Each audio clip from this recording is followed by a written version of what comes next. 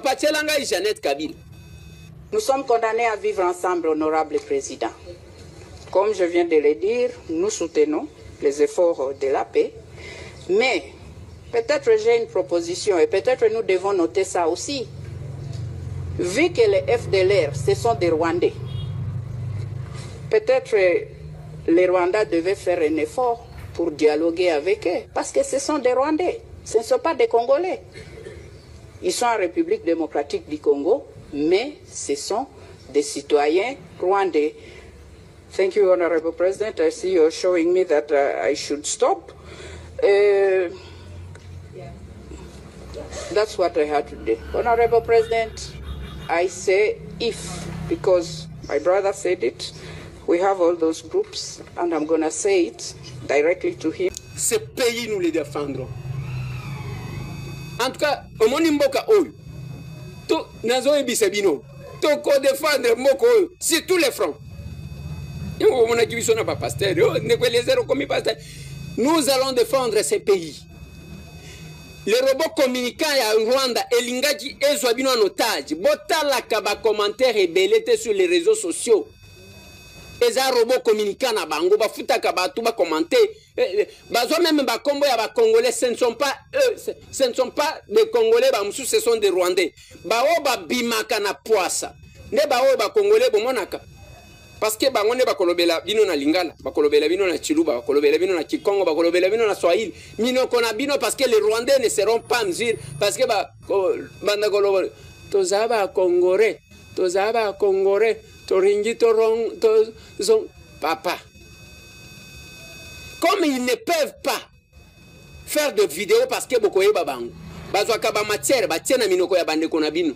Oh musakata. Mais yoka makambo azoloba, ça n'a rien à voir avec Musakata. Oh Muluba, yoka makambo azoloba, ça n'a rien à voir avec Muluba. Oh Muswahili, ça n'a rien à voir. Oh Katang, ça n'a rien à voir parce que pour le moment, la défense de la patrie est notre obligation. Pour Nabisonios. Les lots c'est quoi l'obit? Parce que yoki kebake na paroisse, il y a bien heureuse à Noirit. Parce que babomi na boutu à dimanche, batubazo sambe la église, presque 50 personnes. Ont été fauchés dans la machette, ce n'est pas notre culture. C'est quoi balobi? Jamais oyoka bazolobe la makambu ya Thomas Lubanga. Et ce qui m'a étonné dans leur communiqué, bazosonge la makambu ya bango ya pacte social, le pacte social. Jamais nakati wana balobeli Beni, balobeli Butembo, balobeli Bunia. Bakotanga Goma te place nanga azali. Le communiqué là, signé par Monseigneur Fulgence Mouté. Mouto Aloba. Au Katanga, nous n'avons que deux leaders, Joseph Kabila et Moïse Katumbi, dans une réunion. Toboïté. Bozaka a deux leaders. Toboïté. Mais quel est l'intérêt? Tant que vous deux leaders, wana baswanaka. Ozon okenda ko yebisa leader mususo oteke, zongisa Moïse na mboka nini. Et quand Katumba moins qui a été fauché, okenda ko yebisa leader mususo wana tendengeni. Tangu batindi mukungu bila lelo azolo barakanda okena ko yebisa deux leaders wana tendengeni. Quand Laurent Désiré Kabila a été tué okena ko yebisa deux leaders wana tendengeni. Et c'est tout ça ce qui nous étonne. Lelo vous avez un fils du pays qui s'appelle Félix Antoine Tshisekedi Tshilombo, un Kassaïen qui cherche à mettre tout le monde à l'aise. Qui se bat ofinga yete yambaka kaka bato surtout basali na nzamba linga kata ko swana na bangote. Le pacte social bloqué dès que batuni bango c'est le gouvernement qui nous a bloqué. Non, bino bolobaki que Kinshasa va pesa bino de l'autre côté. Ceux qui ont financé la démarche, ce sont les Rwandais, les Ougandais, les Kenyans. Batouana ne bazan d'intérêt. Comment on peut investir dans un dossier où on n'a pas d'intérêt? Comment on peut le faire? Yango Moïse Moni Dela a lobby que il faut tobengelo Kongo camp de la nation Kana. Démarche au Congolais bazo sangan. Et maintenant le communiqué sorti parce que on a commencé à tuer dans l'église, Et quand on dit il ne faut jamais berger nyoka nandaku parce que mutuano bombi azana munduki waneza pona koboma batu. Thomas Lubanga prend les armes contre ses frères. l'unique mutu ya mabe na Congo ya makase eza Thomas Lubanga. Pourquoi? Parce que banango moni ndenge basalaka ba aventure na bango alongwe pa na bango mbango akeko boma na Goma parce que zolo bakuna banoko na été banankasi na bango bazate ainsi de suite. Beaucoup des aventuriers font ça, mais Thomas Lubanga tue ses frères.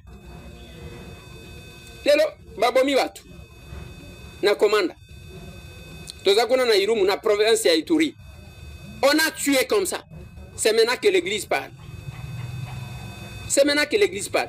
Quand on vous dit, botika ko changer makambo, papa Tchelanga et Jeannette Kabila. Nous sommes condamnés à vivre ensemble, honorable président. Comme je viens de le dire, nous soutenons les efforts de la paix, mais peut-être j'ai une proposition et peut-être nous devons noter ça aussi. Vu que les FDLR, ce sont des Rwandais, peut-être les Rwandais devaient faire un effort pour dialoguer avec eux, parce que ce sont des Rwandais, ce ne sont pas des Congolais. Ils sont en République démocratique du Congo, mais ce sont des citoyens rwandais. Thank you, Honorable President. I see you're showing me that I should stop. That's what I had to do. Honorable President, I say if, because my brother said it, we have all those groups, and I'm going to say it directly from the horse's mouth. We want them also to die. Nous sommes condamnés à vivre ensemble, honorable président. Comme je viens de le dire, nous soutenons les efforts de la paix, mais peut-être j'ai une proposition et peut-être nous devons noter ça aussi. Vu que les FDLR, ce sont des Rwandais, peut-être les Rwandais devaient faire un effort pour dialoguer avec eux, parce que ce sont des Rwandais, ce ne sont pas des Congolais. Ils sont en République démocratique du Congo, mais ce sont des citoyens rwandais. Thank you, Honorable President. Jeannette Kabila yewana azolo baketo kotikala ka ba voisin internellement. Ceux qui bazo senga biso to dialoguer na bananga na batu misusu oyo. Que le Rwanda dialogue aussi na ba FDLR. Yende mtu azolo. C'est Jeannette. Mais on change. Tomoni Kabila a débarqué kuna. A commis bras dessus avec les assassins de M. Laurent Désiré Kabila. Et là, on a compris que tuna Kabila on a évité parce que réflexe ya mwana nyonso. Ceux qui ont bombé là papa na yezaya ko venger son père. Mais tout le monde a écarté tout le monde, tout proche. Il y a M. Laurent Désiré Kabila tangoye même ba projet ya musée. Il va cracher dessus. Katanga ngo muzazaji ko batela katango o lomami o Tanganyika o Lualaba o et comme ça. C'est tout ce qu'on a eu. Et on a développé où? On a fait quoi à Kamina? On a fait quoi à Bukama? On a fait quoi à Malembankulu?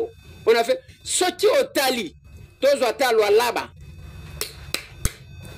Lualaba sous Joseph Kabila, Lualaba sous Fachi. Te comparer. Comme ça, Total qui fait quoi? Les gens pouvaient dire que non. Si ça se faisait en Boujima, on pouvait dire bah minerai ya Katanga, bah richesse ne bazomema yango kuna na Kasai ba zo qui négocie. Il n'est pas comme ça ce monsieur-là. Voilà pourquoi Dieu le protège toujours. Complot, balinyi baboma, balinyi basala coup d'état. Nzambe le protège toujours, le plus grand gardien. Yango na lobaka na bino.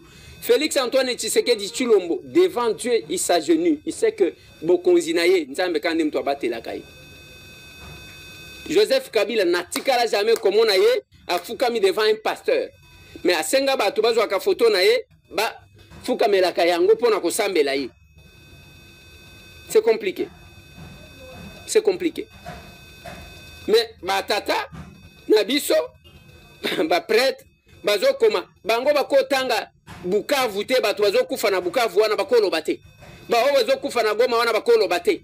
Ceux qui ba moni nanga ba se ki lokola batu, c'est pas possible. C'est compliqué, c'est compliqué.